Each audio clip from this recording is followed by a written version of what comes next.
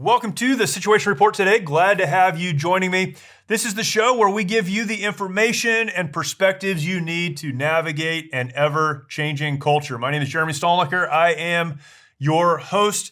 And today we are discussing a topic, an issue that is very important, that has typically fallen on either one side or the other of the left-right, conservative, liberal aisle. It has long fallen to one side or the other. But now both sides are having a similar discussion, and many folks are trying to unpack this, even those within the Christian community. The topic that we're going to discuss today is the death penalty or capital punishment. Honestly, and I'll mention this, and I do mention this in the interview that we have here in just a moment, and really very thankful to have the guest on that we do and to be able to have this conversation. This is an issue that I have for many, many years simply accepted or adopted one side of because, as I mentioned, this typically falls into a left-right, conservative, liberal, and particularly Christian conservative side, and everyone else, I guess. I don't know what's on the other side of that. But there is a sense in which if you are a conservative and you are a Christian, that you simply accept the death penalty as being appropriate, acceptable, something we should hold up, something we should defend, and something we should get behind. This is an issue that I have only recently in the last couple of years started to think more deeply about. And as I have considered it and looked at it, really been exposed to so many of the issues around capital punishment, the death penalty. Many of those issues stem from an understanding of our justice system and how broken our justice system is. And on this show, so often I talk about how we need to view the issues of our culture through the right worldview. We talk about a biblical lens or a biblical worldview, looking at everything from the perspective of the Bible. What would the Bible have to say about this? How would we be informed through Scripture about this issue, whatever the issue is? And again, we always talk on this show about having what we need, the information and the perspectives to navigate an ever-changing culture. This is one of the areas in culture that is changing. Voices that once were staunchly pro-death penalty or pro-capital punishment are not anymore. Groups that once would have been pro one position are now pushing for another position. And so this is an issue that's changing in culture, but it's one that we need to think about not only practically, again, we'll discuss that a little bit in this interview, not only the practical nature of it, but we need to look at it from a biblical perspective. And we need to understand how the two connect and intersect and how we can measure the practical through the biblical. And it is so important that we stop long enough to have these conversations. We've had several guests on in the past and done several episodes on the pro-life issue, on the issue of the sanctity of life in the womb, the anti-abortion position. And I try to distinguish now, you have to distinguish my position as more anti-abortion, that is against abortion at any time for any reason, than the pro-life position, which may have some exceptions depending on who you're talking to. I am firmly, staunchly, 100% anti-abortion. And again, we've talked about that a lot on this show. We've had great guests on this show. My other podcast that I do, the March or Die podcast, I had a great guest on. We talked for over an hour about this particular issue. So we've talked a lot about this. The question that our guest today raises is this one, and it's a question for Christians. If we are anti-abortion or pro-life and also pro-death penalty, are we really pro-life or are we simply pro-birth? Now, again, this is an insult almost that is hurled at many on the conservative side, that when we say we're pro-life, what we mean is we're pro-birth, that we don't care for a child once it's been born. All of these issues, I've written about this. You can go to my blog. I wrote an article about this on my blog on the Culture tab. Look for my blog on jeremystolniker.com if you're interested in checking that out. I've written about that. Again, I've talked about that. I believe that conservatives, I don't just believe it, we know because we have the information, the studies have been done. We know that conservatives are typically the ones who give a higher percentage of their personal income to support things like adoption and foster care and the needs of low-income people. This is just a fact. It's publicly available. We can see that. So to say that those who are pro-life are simply pro-birth, in that sense, it's a fallacy. But the point that our guest makes is not that one. The point that he's making is if you're really pro-life, you need to be pro-life in all situations.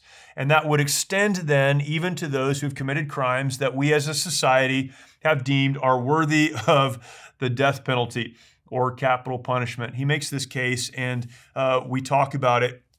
I'm so thankful to have this conversation. Regardless of where you fall on this issue, you need to fall there because you have thought it through, asked the questions, sought the right information, and come to your own conclusions. And if you have not done that, then you really need to be very careful about where you fall on this issue.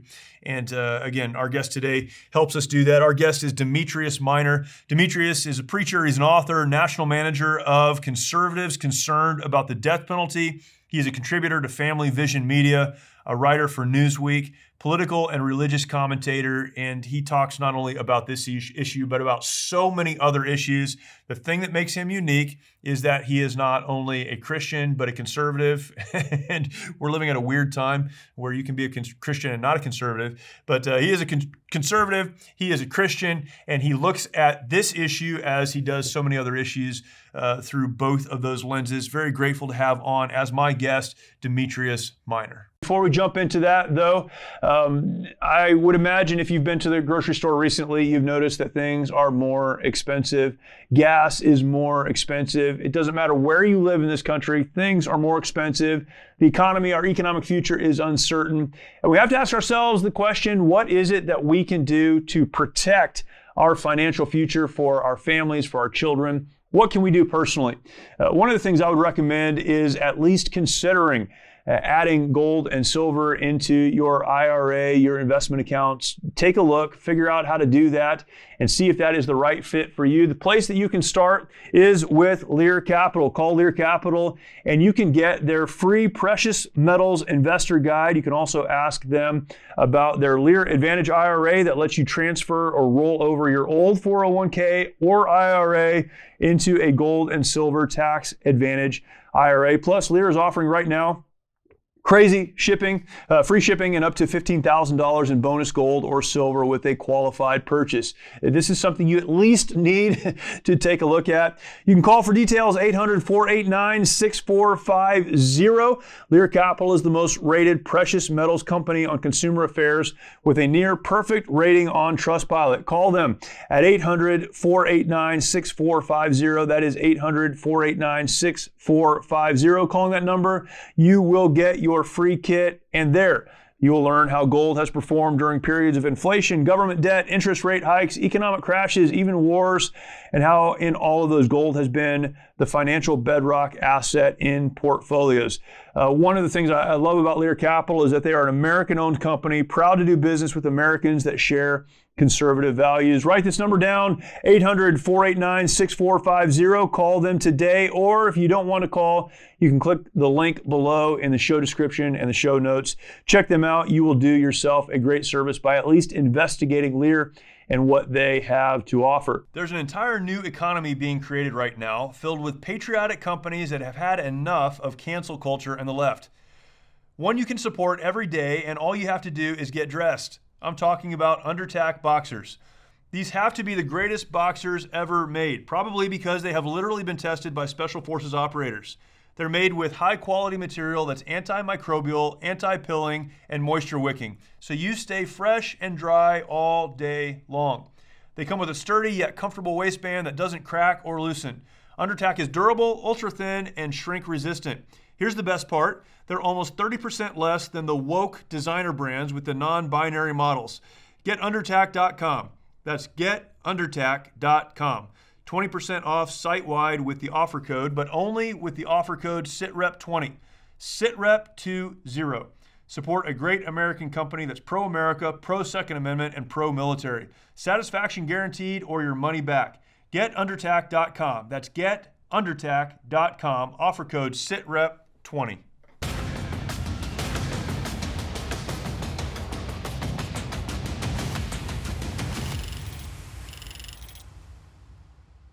Demetrius, thank you so much for joining me. I am looking forward to this conversation. I can't even tell you. I've been looking forward to it for like 3 days. So thanks for doing it. Excellent. Thank you for having me. This is a discussion that I'll just be very upfront. I don't even know where I fall on this, and that's why I was so excited to talk to you about this. I became aware of you and your work, particularly around the death penalty and talking about this from a Newsweek article that you wrote recently. And as a Christian, as a conservative, as someone who is fundamentally pro-life on the abortion issue, and even more than pro-life, I'd say anti-abortion, the connection you make between that and the death penalty or capital punishment is fascinating to me. I've heard a lot of Christians make that connection. And I look at that from a few different ways, a few different perspectives. And so, again, very interested in having this conversation with you and really looking forward to your perspective. But I think it's important as we get into it to start with your story and particularly your faith story, just to understand where you're coming from personally. Can you talk about that a little bit, your faith story and how you kind of came to where you are now as a pastor, a preacher, a communicator, not only of the gospel and biblical value and worldview, but cultural and in many ways conservative principles?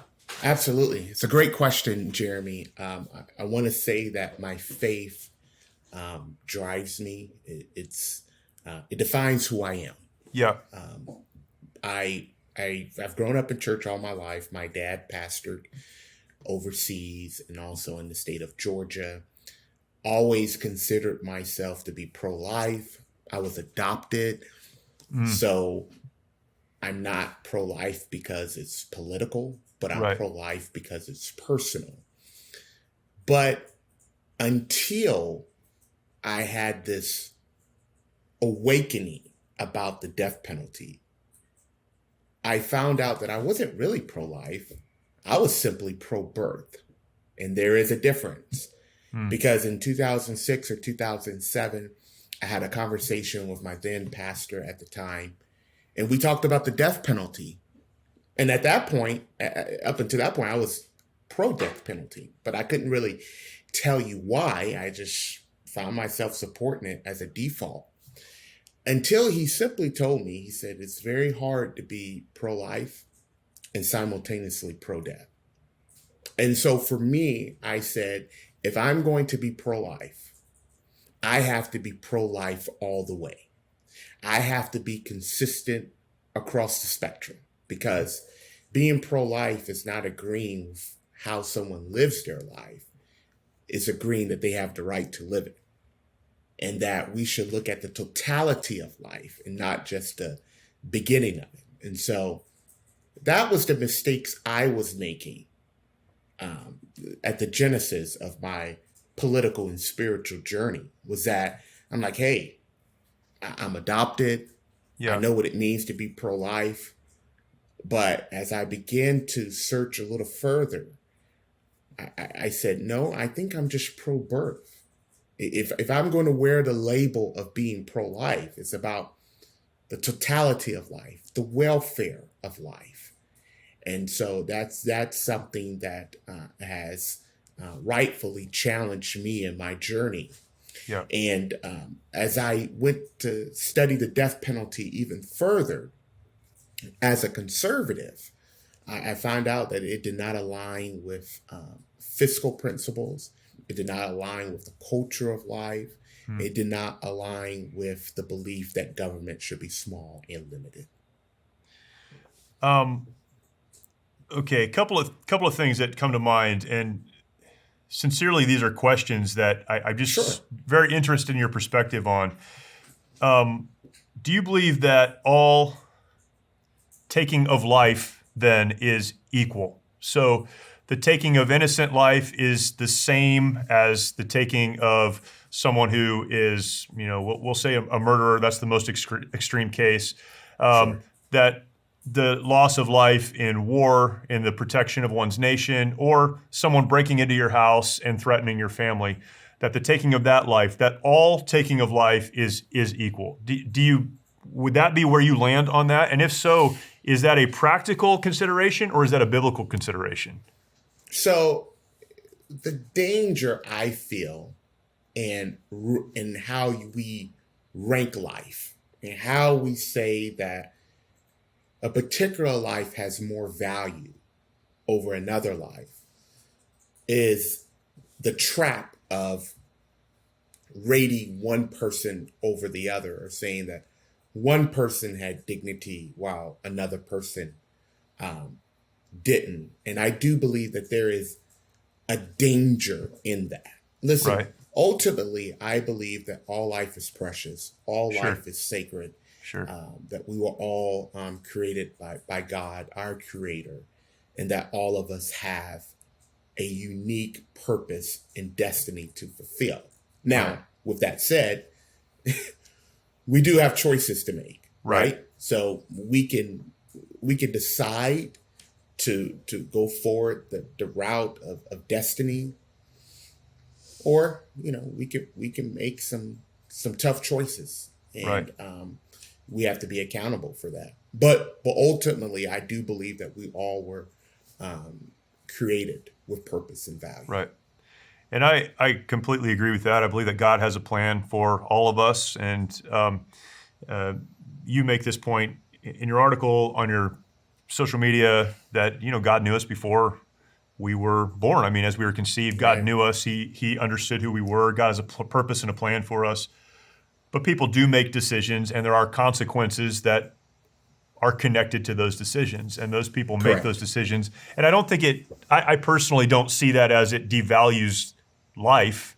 It is just a consequence of the decisions that they have made, Sure. which to me puts people in different categories, not different values of life. I think people can accept Christ at any point in their journey before death, and I think God values that and loves them. But I look at the difference between a child and someone who has, committed a heinous crime as being different because of the choices that they've made. Sure. And so I guess that's where I have a hard time connecting those two as being morally equivalent, that the two are exactly the same. How did you navigate that as you've looked at this? That, a child who has yet to be born, and so Right. they have not made those decisions, and Right. someone who has, of their own volition and their own will, understanding the consequences, have made other decisions, that there is a moral equivalence between the two. Sure. There's a couple of reasons why I came to that conclusion, Jeremy. One thing to consider is that not everyone considers heinous crimes to be the same thing. Let's just take, for example, if someone goes out and commits a murder, I Sure, think we will call that a heinous act, right? sure, What about someone whose child is kidnapped? They're not murdered. Let's just let's see the glass is half full here. right, They're able to be found and returned to the parents safe and sound, but they wasn't murdered. That's probably not going to be considered a heinous act, but to that child's parent, to that child's loved one, they're going to consider that heinous, traumatizing, of course, and it's going to totally alter the course of their life, sure, even though thankfully that child's life yep, was saved. I think when I look at the death penalty, I look at the totality of it. So, as a Christian and as a conservative, the family is the integral part of success or mobility, right? right, The family unit. So, when a murder is committed, all right, that means that now an integral part of that unit is missing. Someone's son, or excuse me, someone's child, someone's parent, someone's loved one yeah, is now going to be taken away from the family unit, and that's going to drastically alter the course of the life. of Now, course, let's also look on the side of the perpetrator of that crime. Even though you and I may feel like it's a heinous act, now someone else's family is going to be missing an integral part of their unit. right, And now it makes that family more susceptible to trauma, to violence, Yep. to pain, even on the murder family side. These are two lives that are now going to need safety. They're going to need healing. So this is why I'm challenging myself, and I'm challenging the conservative community to look at the totality of life, even if it's a life that's lived drastically different than you and I. Right. So I want to ask then from two different perspectives. One is the biblical perspective. Sure. It's not difficult to go to the Bible and find a strong case biblically, Old and New Testament, to support the protection of a child, and particularly the protection of a child in the womb. That pro-life argument is very fundamentally Christian and fundamentally biblical. Very easy to come to that. One can also make a case from the Bible that if someone commits a crime, particularly that ends in the death of an innocent person, that there should be the consequence that we would call capital punishment. One can make that argument from the Bible. So there doesn't seem to be the equivalence between the two, scripturally speaking. I'll just leave it with that. Address that if you would, please. Sure. The Bible tells us in Timothy, study to show yourself approved. Sure. Rightly dividing the word of truth. Or That's right. In other words, understanding the appropriate context of the scripture. So Matthew says, hey, you have heard eye for an eye, tooth for a tooth. However, what Jesus taught was contrary to the historical traditions that were practiced at that time. He also goes on to say through the Apostle Paul in Romans that vengeance is the Lord's. Sure. And the last time I checked, and I see myself in the mirror every day. Right. I'm not God.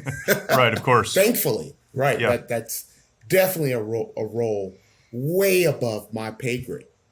So I do believe that our justice system and our traditional mindset, we tend to look at it through the lens of punishment and retribution. But I do believe that Christ looked through humanity through the lens of grace, restoration, rehabilitation. So that is something that I also want to challenge Christians and conservatives to not look through the lens of punishment and retribution, but also through the lens of healing and restoration for everyone that's involved. MyPillow is having their biggest sheet sale of the year. You all have helped build MyPillow into the amazing company that it is today. Now, Mike Lindell, inventor and CEO, wants to give back exclusively to his listeners. The Percale and Giza Dream bed sheet sets are available in a variety of colors and sizes, and they are all on sale for as low as $29.98 with our listener promo code. Order now, because when they're gone, they're gone. The Percale and Giza Dream sheets are breathable and have a cool, crisp feel. They come with a 10-year warranty and a 60-day money-back guarantee. Don't miss out on this incredible offer. There's a limited supply, so be sure to order now. Call 1-800-870-0283. Use the promo code SITREP or go to mypillow.com, click on the radio listener square, and use promo code SITREP. So how do we handle then if we remove the death penalty and we say the Christian perspective is restoration, it is, as you just outlined that, how do we look at the handling of criminals who, take a life or commit what we would generally accept as a heinous act against another person? How do we then handle that? Because again, the same argument could be made. Well, if Jesus, an eye for an eye, and we went through all that he's dismissing any kind of responsible response from society against someone who commits a crime. Right, and so neither one of us are naive here. We do know that there must be accountability Sure. for one's actions. There, Yep. as you aforementioned, there are consequences. Right. Consequences is not always a bad word. I mean, there's consequences for good deeds, but Sure. obviously for bad deeds. I really believe that we need to reevaluate our criminal justice system Yeah. as a whole. That a transformation needs to take place. If you look at our criminal justice system, even through the lens of being a fiscal conservative, Yeah, of course. you look at the money that's being allocated towards things that are just antiquated and doesn't work, then we have to ask the tough questions that you're asking now. Conservatives concerned about the death penalty is solely focused on eliminating the death penalty. And so with that said, when the death penalty is repealed, I think we need to look and see what's going to be best way to make sure that violence does not occur, to make sure that everyone gets the healing that they need because there's trauma that's been put into place. And I think the best way to do that, a conservative solution, is through the lens of that specific local community, instead of having this one-size-fits-all approach that government tends to have. I feel like this is a challenging issue because the justice system is so broken. And it's easy, I think, in my mind, to conflate the problems in the justice system, as you mentioned, even with the person who is in prison, their families. I've done work in prisons through the work that I do with veterans, and it's unbelievable the heartbreak of those families that have lost a dad or a child to prison for the duration of their life and the impact that has generationally. So I definitely understand that, but to conflate the two, I think is kind of the natural conclusion. Well, because the justice system is so bad, society is so bad, DNA evidence has gotten better, people have been exonerated years after they were incarcerated, that we should do away with the death penalty because of these issues. And as a practical matter, I think that's exactly right. I agree with that. I think until we can figure out the rest of it, we need to be very careful about the punishment that we mete out to people who are in a broken system for a lot of reasons. As we look to fix the system, setting aside the issue of capital punishment, what are some of the things that we should be doing that would get us closer to the middle of this? I think one of the things we can look at is community-based violence intervention programs that can keep our community safe. And not just keep the community safe, but that can also help us save tax dollars. Right. So there's the physical component, which is intercepting violence or preventing violence. But then there's also the economic component of it, of making sure that taxpayer dollars is used wisely. I think another thing is to focus on what that victim's families need, what services they need, the compensation that they need, the resources they need. I think we need to continue to have conversations about mental health and what all that encompasses. So I really feel that we need to equip local communities, local neighborhoods. We need to equip them to be a resource that people can go to help prevent violence. And then if we can do that, we're saving communities, we're saving families, and that within itself will help the justice system be better used than what it is now. Yeah, that's good. This is such an important issue. This is one that, I have grown up in a conservative home, in a Christian home. I've pastored. I've accepted capital punishment as this is right. And it's only been recently that I've started to think more deeply into some of these issues. And we've got to think about these issues, and we need to be able, regardless of which side we necessarily fall on, we have to be able to articulate why we're there and not just put our arms around what the people around us say we should believe. You've written on this, you talk about this, you articulate this. What are some other resources people can go to that are sincerely interested in understanding the issues at work and trying to decide for themselves, where they fall on this issue? What are some things that you would recommend to people?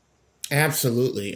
Thank you for the question, Jeremy. I definitely recommend going to our website, conservativesconcern.org. On there, you will find reasons why we oppose the death penalty, what conservatives are saying about it, and the reasons why they're concerned, why conservatives are becoming the lead voices for repeal of the death penalty. I've also wrote about it in previous Newsweek articles about the racial component of the death penalty. You can find my articles there on Newsweek. And I do want to encourage people to follow our Twitter account. My personal Twitter account is DMinor85. And Conservatives Concerned About the Death Penalty is CCATDP, where we are constantly sharing resources on violence prevention. We're sharing resources on death penalty repeal and solutions to our broken system. Yeah. That's awesome. And if folks go to your Twitter page, they'll not only find this, you write about a lot of things, and you talk about baseball a lot on your Twitter page as well. So maybe the most upsetting thing about your social media is your position on baseball, but that's another whole episode. Listen, we be here all day. We got to be careful. Baseball is my favorite sport. There's nothing more American, Jeremy. Yeah, you're right. No, you're absolutely right. Baseball stadium with a hamburger or a hot dog. You're absolutely right. Seventh inning stretch and doing the tomahawk chop for the Atlanta Braves. So that's the part that gets me, is the tomahawk chop part. I've been a Dodgers fan for a lot of years, but we'll come back to that at some point in the future, perhaps. But let's do it. Yeah. I appreciate I'm still a little salty about Freddie Freeman being with you guys. Well, there's a lot to talk about then. So now that we've dealt with the death penalty, let's go to something harder like baseball, and we can work through that. I appreciate you, man, what you're writing about and talking about. One of the things I appreciated just finding you and looking at your social media, you and your church and others have done a lot, even in Florida, to minister to folks. So it's you living out what you're talking about, and I appreciate that. This is not simply a philosophical position that you take, but living out how important life is and the value of that. So thanks for doing that. Thanks for leading in this, and I really appreciate the conversation. Jeremy, thank you so much. And just, one quick note on that. Yeah, my church, Tampa Life Church, we were able to help those in need, as you saw on social media. Yep. On our way to Southwest Florida, my wife and I, we were driving down there, and we had a friend that was riding with us, and we saw a house that was submerged in water. Wow. And on the other side of the street, we saw an 18-wheeler that was flipped over. Two things. It makes you thankful for the resources that God has given you. Yep. And it gives you a new appreciation for the brevity of life. Yep. So I'm very thankful for our church community that's equipped with the resources to help those in need. That's awesome. Demetrius, thank you so much, and I hope we can talk again. Absolutely, Jeremy. I enjoyed it. Yes, sir. Thank you. Many of our veterans feel they need to fight their battles alone. This self-isolation has led to the staggering statistic of more than 20 veterans taking their lives every day. The mission of Mighty Oaks is to eradicate the veteran suicide epidemic and help our warriors change their legacies. We've been able to help over 4,000 veterans and first responders by equipping them with the tools they need to live the lives they were created to live. Our faith-based, peer-to-peer approach has one of the highest success rates of any program available today, offering hope and understanding to those who need it most. By aligning their lives to biblical principles, these men and women are able to lead their families, their communities, and our nation. It's your generosity that can make a difference in the lives of the men and women who have fought for our country and our freedoms. Now that they're home, don't let them fight alone. Learn more at mightyoaksprograms.org. Appreciate Demetrius coming on the show and having this conversation with me. It's very hard to find people that will have this conversation and it actually be a conversation. And him not only looking at this from a conservative standpoint, fiscally, are we responsible? Is this a good economic decision? Is this good for our communities and good for society? But looking at it from a biblical perspective and willing to have this conversation, this is so valuable. You need people like Demetrius in your life who can help you unpack these things. And certainly go and check out what he's written about this and some of the other conversations that he's had. Think deeply about not only this issue, but other issues. If life and death is on the line, you need to have a real opinion, perspective that you have arrived at because you have done the research. Don't simply accept what other people say. Come to your own conclusion. And again, whether you fall on one side or the other of this, that's important. But what's more important is that you arrive there because you said, what does the Bible have to say about this? What's my biblical perspective on this? What are the larger cultural implications of this? And come to the right conclusion based on your understanding of the issue. So important, and really appreciate Demetrius, the work that he's doing on this, but his willingness to sit down and have this conversation. And he does love baseball, and we may do a whole episode just on baseball. That'd be a lot of fun. We kind of did an after show after we stopped recording on baseball, and we might come back and do that again. But appreciate him. Check him out and the work that he is doing. If you are not yet subscribed to the podcast, please take time right now to subscribe. Make sure that you are subscribed. Leave us a comment if you can, and if you'd like to, rate us. We would love that. That helps us, of course. And then share this content out with other folks in your world. You know people that need to also think deeply about these issues and have these conversations. Share this content out with them. That would be fantastic. And then when you get done with this and you get to your computer or you're holding your phone, you're going to YouTube, you're going to watch videos on YouTube, check out the Situation Report channel. You can go there, search for The Situation Report. You'll find our channel there. Subscribe, hit the notification bell, leave us a comment. And again, use that platform to share this content out. And we're constantly putting up great interviews, great guests like this one, and would love to share that with you. So thank you for joining us. Thank you for watching. Thank you for listening. And we will talk to you next time.